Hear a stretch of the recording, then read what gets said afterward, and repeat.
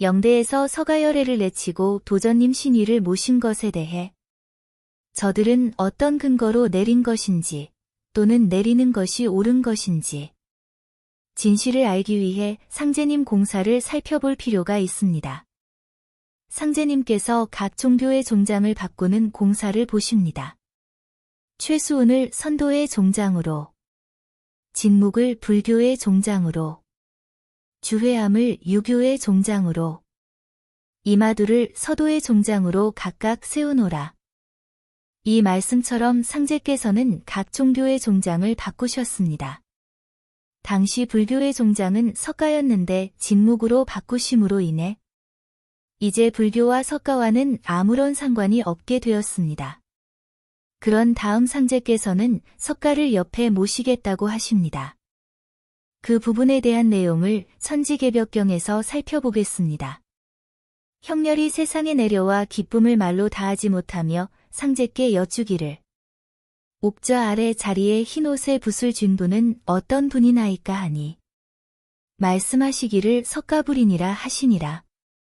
석가불이 천조에 무슨 직분을 맡았나이까 하고 여쭈니 대제군의 존귀한 자리로서 서방칠성이니 언제나 내 옆에 모시면서 모든 것을 다스리노라 말씀하시니라. 또 여쭈기를 동방칠성은 어찌하여 자리에 없나이까 하니 말씀하시기를 동방칠성이 신명계의 주벽인데 4명을 받들어 이미 세상에 내려왔노라 하시니라. 여쭈기를 동방칠성이 인간 세상에 있으면 만나볼 수 없나이까 하니 말씀하시기를 지금 초립동년이니 인연이 있으므로 만날 것이요 앞으로 한 집 사람이 되리라 하시니라. 상제님께서는 석가의 자리에 대해 이처럼 말씀하십니다. 대제군의 존귀한 자리로서 서방칠성이니라고 하십니다. 서방칠성의 서방은 상제님의 좌측편을 의미합니다. 이는 대순진리회 당시 영대 모습에서도 알 수 있습니다. 상제님 입장에선 우측이고 우리들이 볼 때는 좌측입니다. 또한 언제나 내 옆에 모시면서 모든 것을 다스리노라 하십니다. 여기서 언제나는 영원히 항상 등과 같은 말입니다. 그러므로 차후 위치가 변동되거나 바뀌지 않는다는 말씀입니다. 상제님께서 불교의 종장을 바꾸시고 석가를 자유롭게 하셨습니다. 그렇게 함으로써 석가를 불교나 3000년의 운수에 속박됨 없이 하시고 언제나 내 옆에 모시면서 모든 것을 다스리노라라고 말씀하십니다. 이 시기는 도주님께서 영대를 세우시기 훨씬 전의 일입니다. 도주님께서는 이러한 근거를 바탕으로 석가를 모시게 된 것입니다. 아무렇게나 이유 없이 영대의 신명을 모신 것이 아닙니다. 현재 불교의 종장은 진묵입니다. 석가가 아닙니다. 만약 불교의 종장이 그대로 석가였다면 석가를 영대에 모시는 것이 문제의 소지가 될 수도 있었을 겁니다. 그러나 상제께서는 이미 오래전에 종장을 진묵으로 바꾸셨으므로 석가를 영대에 모시더라도 아무런 상관이 없습니다. 석가 또는 불교 3000년 운이 다했다거나 불교의 종장이 바뀌었으니 아웃이라는 등의 주장은 우리도와는 아무런 관련이 없는 것입니다. 불교의 종장이 바뀐 것과 대순진리회가 뭔 상관인가요? 박성구 성감은 불교의 종장이 바뀐 것을 이유로 영대 신위에서 석가를 내려야 한다고 주장했습니다. 이에 답답하신 도전님께서 그럼 너는 진묵이하고 도 닦아라라고 말씀하셨던 것이며 이로 인해 박성구 성감은 도전님께 귀싸대기를 얻어맞게 됩니다. 그리고 도전님께서 도인들에게 공개적으로 말씀하시기를 지금 박성구 말이 옳다고 하는 것은 살인행위다라고 하셨습니다. 도전님께서 훈시 때 너희들이 나를 신위로 모시려는 이유에 대해 상제님은 옥황상제께서 옥황상제님은 도전이 만들어졌다는 거야. 그러니까 도전은 우리가 만들어줘야 한다고 하는데 이것은 자기 밑에 임원들을 보고 나중에 자기도 그렇게 해달라는 것이다. 다른 것은 다 도전 말을 듣겠지만 그것만큼은 듣지 않겠다는 거다. 옛날로 치면 너는 대역죄다. 보통 죄가 아니다라고 하셨습니다. 그런데도 박성구 씨를 믿는 사람들은 도전님의 이런 말씀을 있는 그대로 듣지 않고 자기들 논리로 말씀을 왜곡합니다. 심지어 이쪽 사람들은 이러한 것들이 도전님께서 박성구 씨에게 종통을 주는 모습이라고 떠들기도 합니다. 참으로 어처구니 없는 해석이고 애석한 일이라고 생각합니다.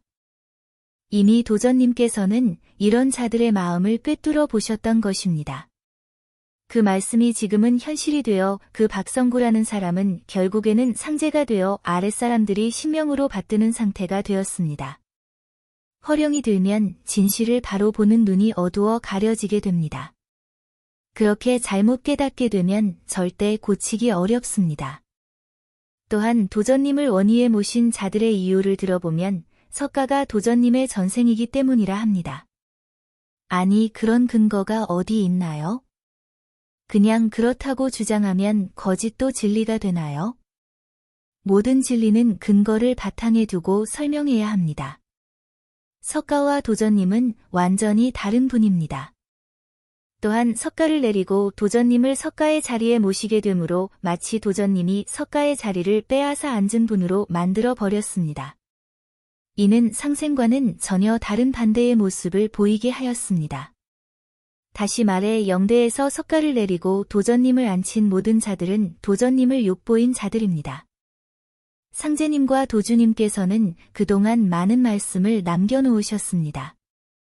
그 말씀들이 전경에 기록되어 도인들에게 바른 깨우침을 줍니다. 말씀 중에서는 전경에 기록되지 않은 부분도 있습니다. 대순전경이나 천지개벽경, 동곡비서 등 다른 책에서도 상제님의 말씀이 상당 부분 기록되어 있습니다. 비록 전경에 없어도 모두 상제님 말씀이란 것을 인정해야 합니다. 다시 동곡비서에서 기록한 내용을 보겠습니다. 선생이 종도들을 다 모아놓고 천지공사를 다 처결하고 내가 떠나리라 하시기로 다 모이니 풍우가 대작하니라. 속발한다 하시고 허공을 보고 꼼짝 마라. 오늘은 참성인을 판단하리라 하시고 무슨 길을 만들어 문 앞에 세웠다가 소화하시니 뜻밖의 병력이 일어나니 종도들을 큰 소리로 부르사 공자 부르라. 종도들이 주저하니 선생이 크게 소리하사 공자를 못 부를까? 종도들이 놀래어 엉겁결에 공자 잡아왔습니다 하니 선생님이 가라사대 불러오라 하였지 잡아오라 안 했는데 너무했다 하시고 마루에 좌를 정하시고 공사를 보시고 꾸짖으시되 그대가 무슨 성인인가? 말로는 삼강오륜을 밝히고 예의범절을 밝히는 도덕군자라 해놓고 3대에 그대가 먼저 출처를 하였으니 그러면 그 중생의 원억을 어찌할까? 그러고도 성인이라 할까? 저리 물리쳐라 하시고 또 노자를 부르라. 대령했습니다 하니 또 꾸짖어 가라사대. 어머니가 방문을 열고 산실에 들어가실 적에 내가 이 신을 또 신을지 그렇게 산모의 곡가 무섭거든. 너는 어미 뱃속에서 머리가 희도록 들어앉았으니 그 어미가 어찌 될까? 그래도 내가 신선인가? 천하에 그런 죄인이 다시 없다. 내가 신선의 법을 안다고 자랑을 하느냐? 당장 물리쳐라 하시고 또 석가를 부르사 그대가 성인인가? 종자 없이 하는 성인이냐? 부모를 배반하고 일찍이 입산수도 한다고 부모를 영영 잊은 죄가 말할 수 없거든. 나중에는 사람의 음양을 영영 없앨 생각을 하니 너의 도가 천하에 펴인다면 사람의 종자가 남겠느냐? 내가 중생을 위하여 공부했다 하나 무슨 중생을 제도했느냐? 저자도 물리쳐라 하신 후에 공자 노자 석가를 다시 부르라 하시더니 들어라. 너희들이 인간으로서의 대우는 상대우를 받을 만하나 자네들 도덕을 가지고는 포덕천하와 광재창생할 수 있는 가치는 못 된다는 말일세. 앞으로 나의 도덕이 세상에 나오거든 모두 자네들이 그 도덕 안에서 잘 살도록 하소. 자네들의 도덕이 전혀 못 쓴다는 말은 아니로세. 나의 말이 옳은가? 옳으면 옳다고 대답하소. 크게 소리하시니 천지가 진동하여 문지방이 덜덜하는지라. 그제야 일어서시며 수천 년 미래에 오는 공사를 금일에 판결하니 일체 언덕이 오늘로부터 고가 풀리리라 하시니라. 이처럼 상제님께서는 세 분의 성인을 꾸짖기도 하시지만 앞으로 나의 도덕이 세상에 나오게 되면 모두 그 도덕 안에서 잘 살라고 하시면서 자네들의 도덕이 전혀 못 쓴다는 말은 아니라고 하십니다. 이 외에도 상제께서 석가를 칭찬하신 부분은 많이 있습니다. 매양 옛사람을 평론하실 때 강태공, 석가모니, 관운장, 이마두를 칭찬하시니라. 도주님께서도 태극도 취지서에서 석가를 스승으로 밝히십니다. 이재왕인의 자는 복해 단군 문왕이요. 이사도인의 자는 공자서가 노자이며 이 말씀은 스승으로 오신 분은 공자석가 노자이시며 라고 하시면서 석가를 스승이라 하셨습니다.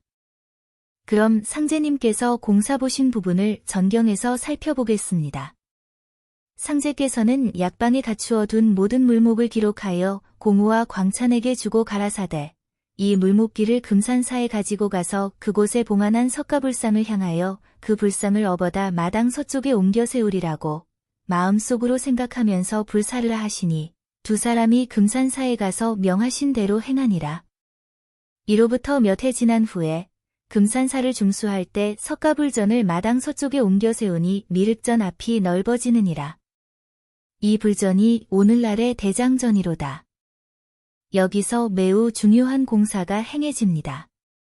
상제님께서 불상을 업어다 마당 서쪽에 옮겨 세우리라 하심은 석가를 절간에서 벗어나 영대에 모시는 공사로 보입니다.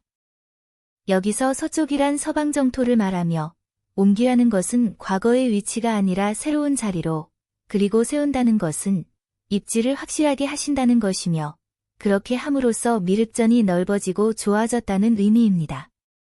즉 부정적으로 없앴다는 것이 아니라 서로 좋아졌다는 것입니다. 도전님께서 말씀하시기를 영대는 털끝만큼도 바꾸어서는 안 된다라고 하셨습니다. 영대에서 서가열애를 내치고 도전님 신위를 모신 것은 마치 도전님을 위한 것처럼 보이지만 실제로는 상제님과 도주님 도전님의 명을 거역하는 큰 죄가 아닐 수 없습니다. 본 내용에 대해 깊이 생각해 보시고 좋은 결과 얻기를 바랍니다.